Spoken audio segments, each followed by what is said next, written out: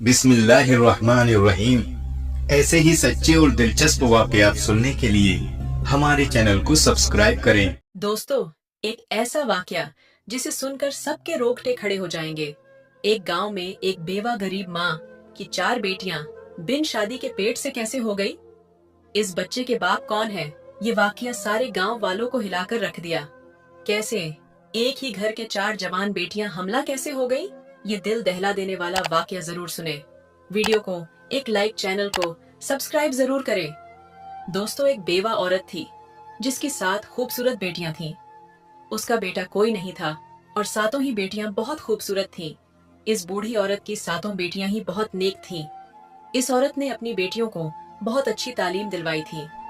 उनकी जिंदगी में कयामत तब आई जब उस बूढ़ी माँ की बड़ी 4 बेटियां हमला हो गईं। और हैरत की बात तो ये थी कि इन 4 बेटियों को पता ही नहीं था कि उनके साथ ये गलत हरकत किसने की है। और जब इस कहानी का खुलासा होगा कि इन 4 लड़कियों को प्रेग्नेंट करने वाला कौन था, तो आपके पैरों में से जमीन खिसक जाएगी। कहानी कुछ यूं है कि एक बादशाह का दरबार लगा हुआ था और बादशाह अपने दरबार में बैठा सभी फरियादियों की फरियाद सुन रहा था। इन्हीं लोगों के बीच एक बूढ़ी औरत रोती हुई आई, जिसके चेहरे पर उदासी छाई हुई थी। बादशाह बूढ़ी औरत के चेहरे की तरफ देखकर कहने लगा कि अम्मा, आपको क्या परेशानी है? इस बूढ़ी औरत ने दरबार में चारों तरफ देखा तो खामोश हो गई। वजीर गुस्से से बोला कि ए अम्मा, आप बताइए, आपकी परेशानी क्या है? आप इधर उधर क्या देख रही हैं? आप परेशानी बताइए ताकि हम इसका हल निकाल सके। बूढ़ी औरत बादशाही से रोकर कहने लगी कि बादशाह या सलामत, मेरा जो मसला है मैं वह सबके रहते हुए सबके सामने नहीं बता सकती। मैं सिर्फ आपको अकेले को ही बताऊंगी, क्योंकि मैं बेवा औरत हूँ, मेरा कोई बेटा नहीं है और मैं अपनी 7 बेटियों के साथ अकेली रहती हूँ। अगर मैं अपनी परेशानी सबके सामने आपको बताती हूँ तो मुझे डर है कि मेरी बेटियों को कल को कोई मसला ना हो जाए, कोई आधी रात को मेरे घर ना घुसाए। इसलिए मैं आपको अपनी परेशानी अकेले में बताना चाहती हूँ। वह बादशाह काफी परेशान होकर सोचने लगा कि यहाँ इतने बड़े बड़े मसले लेकर लोग आए हैं और उन्होंने सबके सामने बताया है। आखिर इस औरत का ऐसा क्या मसला है? ये औरत सबके सामने ने क्यों नहीं बताना चाहती? बादशाह बोला कि आप अपनी परेशानी मुझे बताइए। ये सारे आदमी मेरे भरोसे के आदमी हैं, आपको कोई भी नुकसान नहीं पहुंचाएगा। वह दुखी बूढ़ी औरत रोकर बोली कि नहीं बादशाह, सलामत नहीं, मैं आपको अकेले ही वह बात बताऊंगी। तो बादशाह उठ खड़ा होता है और कहता है कि इस औरत को मेरे कमरे में लेकर आओ ताकि यह बात मुझे अपनी बता सके। अब 2 सिपाही उस बूढ़ी औरत को बादशाह के कमरे में ले जाते हैं। बूढ़ी औरत जब अंदर आती है तो बादशाह उसे कहता है कि ये अम्मा, अब बताइए कि आपकी क्या परेशानी है। वह बूढ़ी औरत बादशाह के कदमों में गिरकर रोने लग जाती है। बादशाह कहता है कि अम्मा, आप मुझे बताइए कि आखिर बात क्या है। मेरा दिल बैठा जा रहा है कि ऐसी कौन सी बात है जिसके लिए आपने मुझे अकेले बुलाया कि मैं यह हरगिज बर्दाश्त नहीं कर सकता कि मेरी बादशाहत में कोई इतनी दुखी औरत हो और मैं आपका दुख जानकर आपके दुखों पर मरहम न रखूं। ऐसा हो ही नहीं सकता। आप मुझे अपना दुख बताइए।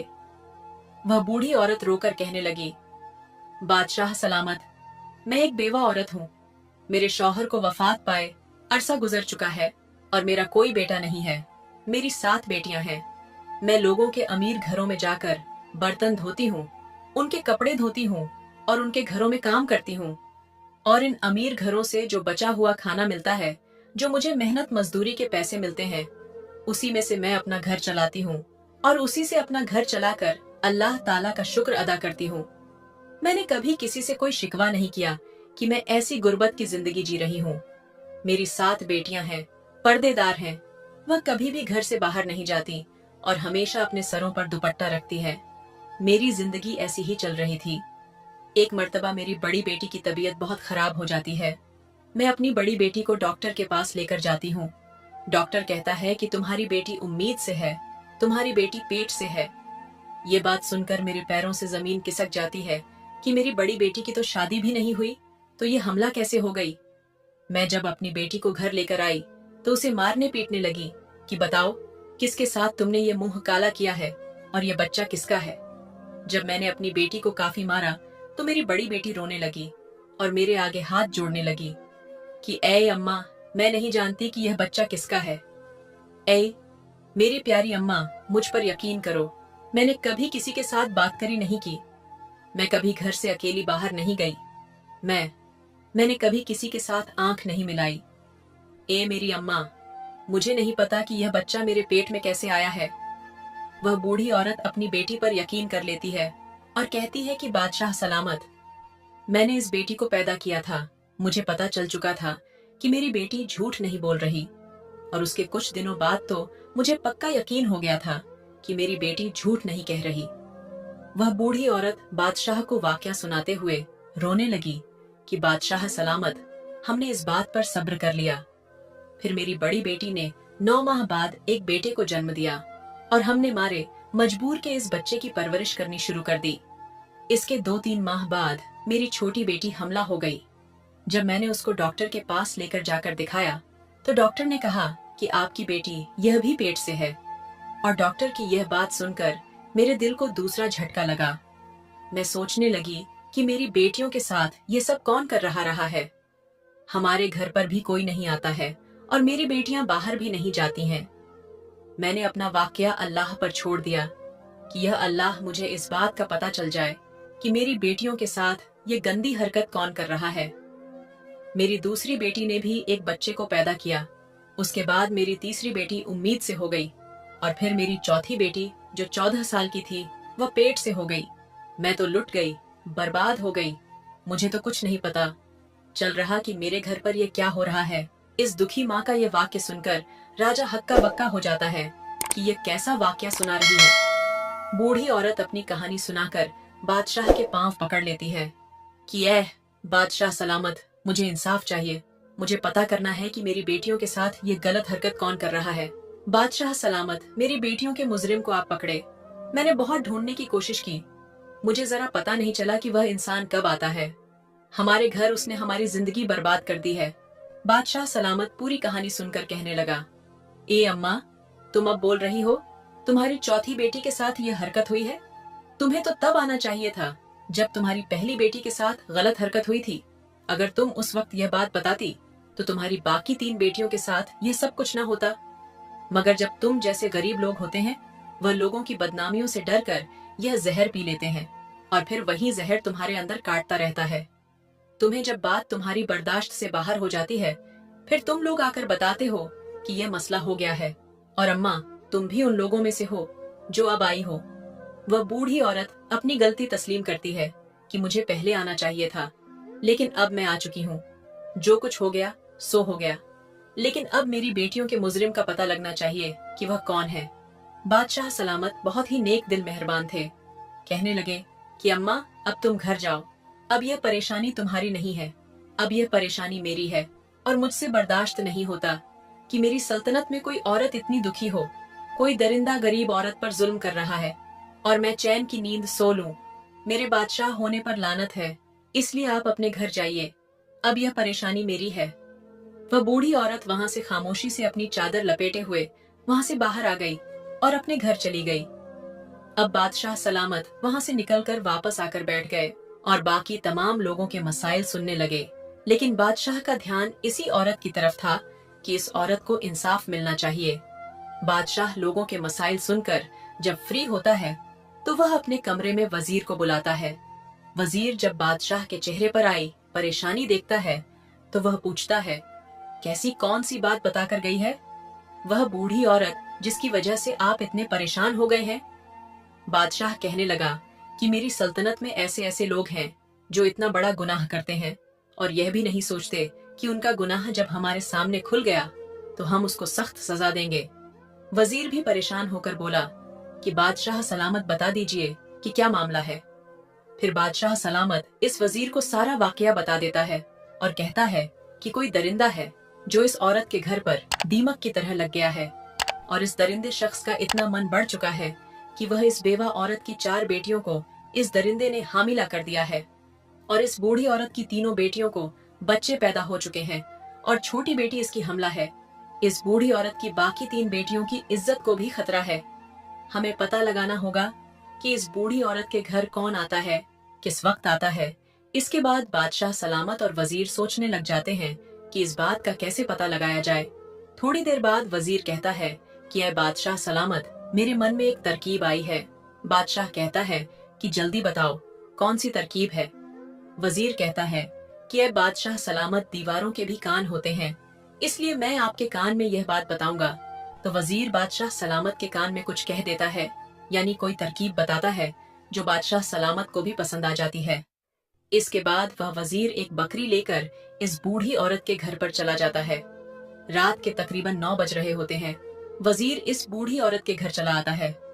बूढ़ी औरत वजीर को देखकर कहती है कि ऐ वजीर, आप इस वक्त मेरे घर पर क्या कर रहे हैं? वजीर बोला कि जो परेशानी आप बादशाह सलामत को बताकर आई हैं, इस बात से बादशाह सलामत बहुत ही परेशान है। बूढ़ी औरत बोली कि आपके हाथ में यह जो बकरी है, आप इसका क्या करोगे? वजीर बोला कि आप मुझे अपने घर के अंदर आने दीजिए, इसके बाद मैं आपको बताऊंगा कि मैंने क्या करना। अंदर आकर वजीर बूढ़ी औरत से कहने लगा कि आज हम इस बकरी का चारा बनाकर इस दरिंदे को खिलाएंगे। बस तुम लोग कुछ भी मत बोलना और चुप करके देखती रहना कि वह दरिंदा कैसे पकड़ा जाएगा। इसलिए आप तमाम लोग आराम से सो जाइएगा। अगर हमारा यह काम कामयाब हो गया तो पता चल जाएगा कि वह दरिंदा कौन है।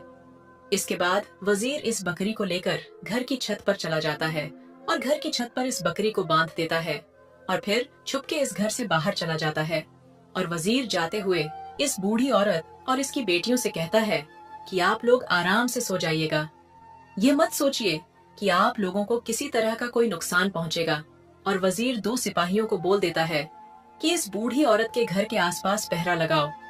वजीर बूढ़ी औरत और उन लड़कियों को तमाम बात समझा देता है कि तुम्हारे घर में ऐसी कोई भी आवाज नहीं आनी चाहिए जिससे पता चल जाए कि हमने जाल बिछाया हुआ है।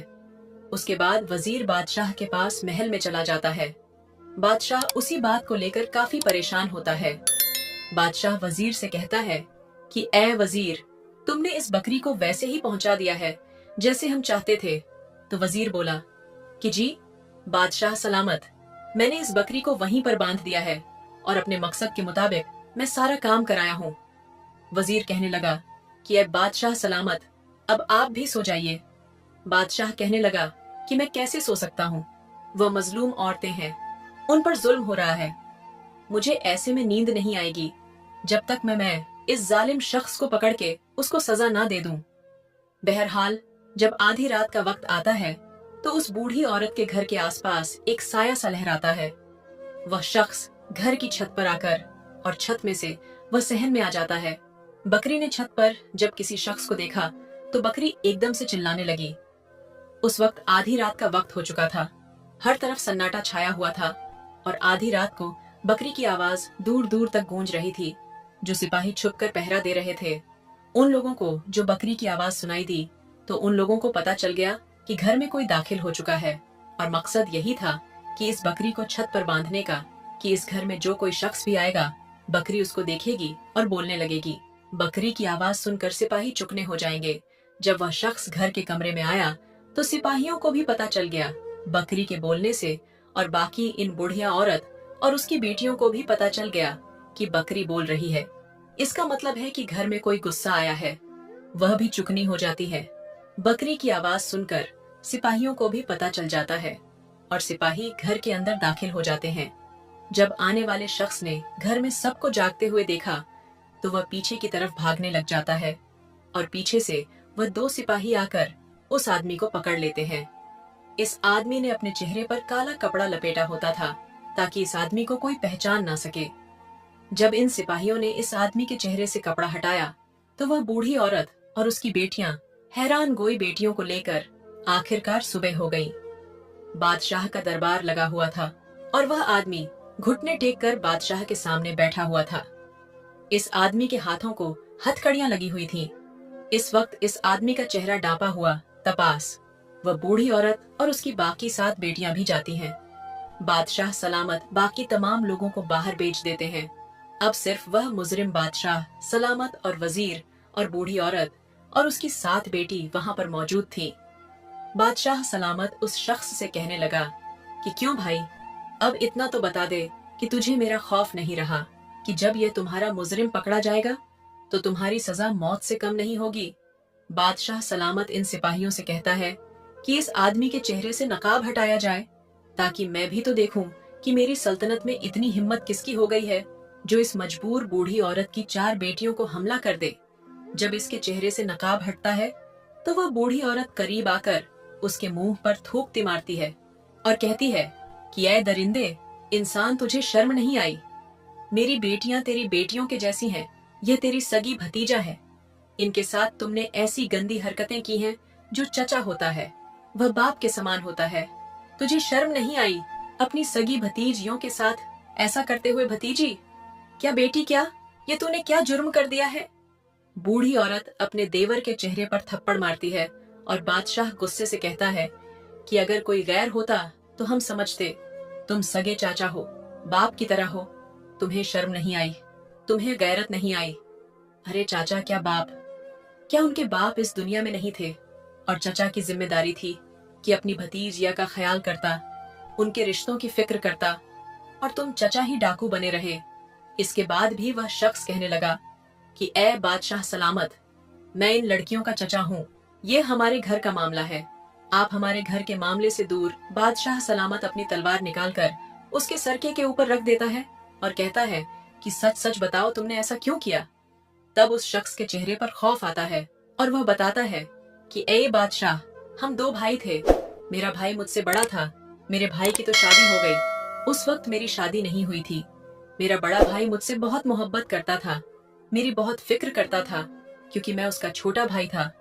लेकिन जब मेरे बड़े भाई की शादी हुई, उसकी बेटियां हुई, उसके सर पर तमाम जिम्मेदारी आ पड़ी, तो मेरे भाई का ध्यान मुझ में से कम हो गया और अपने घर वालों पर ज्यादा हो गया, और तब मेरे भाई का ध्यान मुझ में से हटने लगा और अब वह सारा ध्यान अपनी बीवी और बेटियों पर देता था। मेरे दिल में मेरे भाई के लिए नफरत पैदा होती गई कि मेरा भाई ऐसा क्यों करता है, और भाई से नफरत करने के नतीजे में मैं अपनी भाभी और भतीज से भी नफरत करने लगा। इसके बाद मेरा भाई वफात पा गया। जब मेरे बड़े भाई की बेटी बड़ी जवान हुई तो वह बहुत ही खूबसूरत थी। मेरा दिल इस पर आने लगा। मेरी नीयत जब खराब होने लगी तो मैंने अपनी भाभी से कहा कि आप अपनी बड़ी बेटी की शादी कर दें, लेकिन भाभी ने मेरी बात ना सुनी। मेरी भतीजा जवान थी, उनकी शादियां नहीं हो रही थी, खूबसूरत भी थी। जब मैं अपनी भतीजियों को देखता था तो मेरे दिल में गंदगी पैदा हो जाती थी। मेरा दिल मुझे मजबूर दूर करता था कि मेरी खूबसूरत भतीज है, ये बाहर जाएंगी, इनकी शादियां होंगी, तो मैं खुद ही उनके साथ ये गलत हरकत कर लूं। इसके बाद मेरे दिल में शैतान पैदा हो गया। मैं एक हकीम के पास गया और उसे कहा कि मुझे कोई ऐसी जड़ी बूटियां दो जिससे सुने के बाद तमाम लोग सो जाएं और सो जाने के बाद कोई भी हरकत ना कर सके। बस इसी तरह ही तब से ही मैं वह जड़ी बूटियां लेकर घर की छत की तरफ से सहन में आ जाता और बाबी भी और उसकी बेटियों को वो जड़ बूटियां सूंघा देता। उनको सूंघने से वह 4-5 घंटों के लिए बेहोश हो जाती थी और जिसके साथ मैंने बदका करनी होती थी उसके साथ बदका कर लेता था और फिर उसको इसी हालत में छोड़ देता था जैसे उसको पता ही ना चले। उसको वैसे कपड़े पहना देता और फिर मैं घर वापस आ जाता, और जब मेरी भतीजा सुबह उठती थी तो उनको मालूम भी नहीं होता था कि उनके साथ क्या हुआ है। और यही काम मैं कई सालों से कर रहा था। लेकिन अगर मैं इस वक्त छत पर बकरी को देखकर समझ जाता कि यह बकरी मुझे चारा बनाने के लिए बांधी गई है तो मैं वापस चला जाता।